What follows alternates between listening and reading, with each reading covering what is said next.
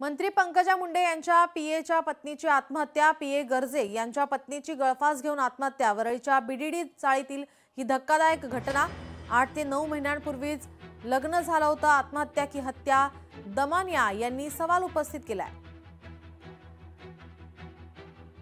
मंत्री पंकजा मुंडे यांच्या पीएच्या पत्नीने आत्महत्या केलेली आहे। पीए गर्जे यांच्या पत्नीने गळफास घेऊन आत्महत्या केली आहे। वरळीच्या बीडीडी चाळीत धक्कादायक प्रकार घडलाय। 8 ते 9 महिन्यांपूर्वीच लग्न झालं होतं, आत्महत्या की हत्या असा सवाल आता दमानिया यांच्याकडून उपस्थित करण्यात आलाय।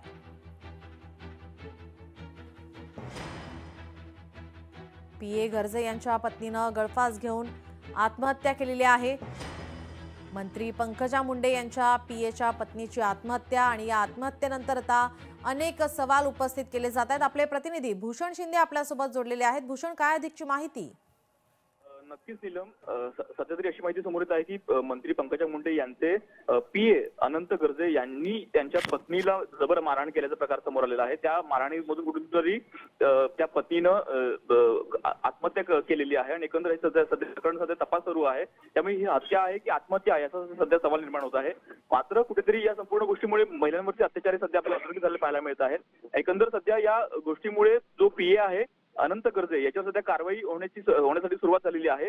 एकंदर सध्या गुन्हा हा वरळी पोलीस ठाण्यामध्ये सध्या त्याची प्रक्रिया सुरू आहे। एकंदर गुन्हा सध्या दाखल होत आहे आणि एकंदर या गोष्टीमुळे कुठेतरी जी त्याची पत्नी आहे ती डॉक्टर होती आणि एकंदर तिला हा मारहाण सतत करत होता। गर्जे यांचं कुठेतरी बाहेर अफेअर असल्याचं देखील माहिती सध्या समोर येत आहे। त्यातून सध्या प्रकार घडला असं देखील समोर आलेला आहे। मात्र या संपूर्ण गोष्टी सध्या तपास होणं अत्यंत गरजेचं आहे।